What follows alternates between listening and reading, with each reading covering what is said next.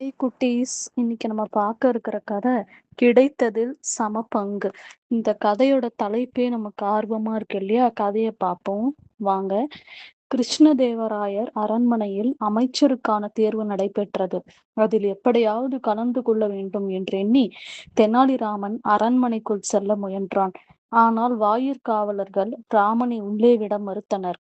கிருஷ்ணதேவராயரோட அரண்மனையில அமைச்சருக்கான தேர்வு நடந்துட்டு இருக்கு. அதுல தெனாலிராமன் எப்படியாவது கலந்துக்கணும் அப்படின்னு சொல்லிட்டு அரண்மனைக்குள்ள போகிறதுக்கு முயற்சி பண்றாரு. ஆனா வாயிற்காவலர்கள் தெனாலிராமனை உள்ள விடுறதுக்கு மறுக்கிறாங்க. அதையும் மீறி உள்ளே நுழைய எண்ணிய தெனாலிராமன் வாயில் காவலனிடம், என்னை உள்ளே போகவிட்டால் கிடைக்கும் பரிசு தொகையில் பாதியை உனக்கு தருகிறேன் என்றான். பரிசுக்கு ஆசைப்பட்ட காவலனும் தெனாலிராமனை உள்ளே அனுப்பினான்.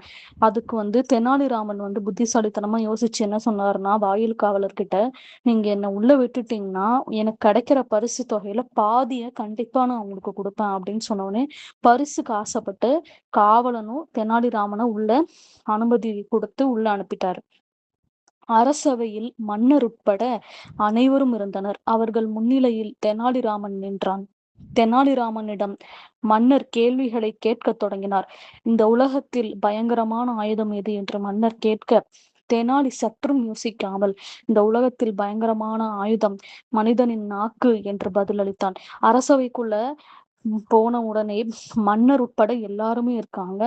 அப்போ அனைவரோட முன்னிலையிலையும் தெனாலிராமனை பார்த்து அரசர் என்ன கேள்வி கேட்கிறாரு. அந்த கேள்வி என்னன்னா, உலகத்திலேயே பயங்கரமான ஆயுதம் எது அப்படின்னு கேட்கும்போது, மனுஷனோட நாக்குதான் அப்படின்னு சொல்லி தெனாலிராமன் சொல்றாரு. அது ஏன் அப்படின்ற காரணத்தையும் அவர் சொல்றாரு. அது என்னன்னு நம்ம பார்க்கலாம்.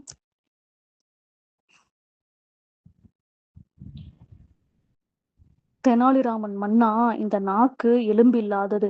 எங்கு எவ்வாறு பேச வேண்டுமோ அங்கு அவ்வாறு பேசும். உண்மையை பொய் என்றும் பொய்யை உண்மை என்றும், நல்லோரை தீயோர் என்றும் தீயோரை நல்லோர் என்றும் கூறும். எனவே நாக்குதான் இந்த உலகில் மிக கொடிய ஆயுதம் என்று கூறினான். என்ன சொல்றாரு தெனாலிராமன்னா, மனுஷனோட நாக்கு உண்மைய பொய்யுன்னும் பொய்ய உண்மைன்னு சொல்லும். எங்க எப்படி பேசணும் அப்படின்றதும் அந்த நாக்குக்கு தெரியும். நல்லவங்களை கெட்டவங்கன்னும் கெட்டவங்கள நல்லவங்கன்னும் சொல்லும். அதனாலதான் இந்த நாக்கை மிக கொடிய ஆயுதம் அப்படின்னு சொல்லி நான் சொல்றேன் அப்படின்னு சொல்லி தெனாலிராமன் சொல்றாரு. அது மட்டும் இல்லாமல் சில அமைச்சர்கள் கேட்ட கேள்விகளுக்கும் தெனாலிராமன் மிக சாதுரியமாக பதிலளித்தான். அதை கேட்ட மன்னரும் அரசவையில் உள்ளவர்களும் ஆச்சரியமடைந்தனர். மன்னர் தெனாலிராமனை பார்த்து, உன் திறமையைக் கண்டு நான் வியக்கிறேன்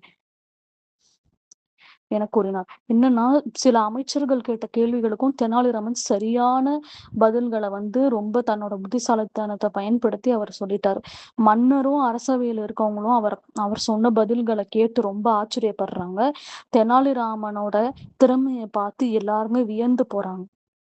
இன்று முதல் என் அரசவையில் நீயும் ஒரு அமைச்சர் என்று சொல்லி, உனக்கு என்ன பரிசு வேண்டும் கேள் என்று கேட்க, தெனாலிராமன், எனக்கு 50 பொற்காசுகளும் 50 சவுக்கடிகளும் வேண்டும் என்றான். மன்னர், ஏன் இவ்வாறு கேட்கிறாய் என்றார். அதற்கு தெனாலிராமன் அரண்மனை வாயிலில் நடந்ததை கூறினான். உடனே மன்னர் வாயில் காவலனை அழைத்து வர கூறினார். இன்னிலிருந்து என்னோட அரசவையில நீங்களும் ஒரு அமைச்சர் அப்படின்னு சொல்லி தெனாலிராமனுக்கு இந்த அமைச்சர் பதவியை மன்னர் அளிக்கிறாரு. அப்புறம் உனக்கு என்ன பரிசு வேணுமோ உனக்கு கேளு அப்படின்னு தெனாலிராமன் கிட்ட சொன்னோடனே, 50 பொற்காசுகளும் 50 சவுக்கடிகளும் எனக்கு வேணும் அப்படின்னு கேட்டோன்னே, ஏன் இப்படி கேட்கறேன்னு சொல்லும்போது, இந்த மாதிரி வாயிற்காவலர்களிடம் சொன்னதெல்லாம் பரிசுல பாதி தருவேன்னு சொல்லியிருந்தாரு இல்லையா, அது எல்லாத்தையுமே சொல்றாரு. அதை சொன்ன உடனே வாயிற்காவலனை உள்ள கூப்பிடுறாங்க. கூப்பிட்டு கேட்ட உடனே எல்லாமே தெனாலிராமன் சொன்னது எல்லாமே உண்மைதான் சொல்லி வாயிற்காவலனும் ஒத்துக்கிறாரு. தெனாலிராமன் மன்னரிடம், நான் அவனுக்கு வாக்கு கொடுத்தது போல நான் வாங்கிய பரிசு தொகையில் பாதியான 50 சவுக்கடிகளை அவனுக்கே கொடுங்கள் என்று கேட்டுக்கொண்டான். மன்னரும் அதை நிறைவேற்றினார். மேலும் தெனாலிராமனின் புத்தி கூர்மையையும் சமயோசித அறிவையும் பாராட்டினார். மன்னர்கிட்ட நான் உங்ககிட்ட பரிசு தொகைய கேட்டதுக்கு 50 சவுக்கடிகள் வந்து கேட்டேன் இல்லையா? அதுல பாதியான அத வந்து நீங்க வந்து குடுத்துருங்க வாயிற்காவலனுக்கு அப்படின்னு சொன்னதுமே, மன்னருமே வந்து தெனாலிராமன் சொன்னத நிறைவேற்றுறாரு. தெனாலிராமனோட புத்தி கூர்மையையும், அந்த சமயோசித புத்தியையும் பாராட்டி ரொம்ப மனமகிழ்ச்சி அடைகிறார். அனைவருக்கும் நன்றி. இந்த கதைய கேட்டுட்டு like, share, comment and subscribe பண்ணுங்க என்னோட யூடியூப் சேனல. உங்களுக்கு தெரிஞ்சவங்களுக்கெல்லாமும் ஷேர் பண்ணுங்க.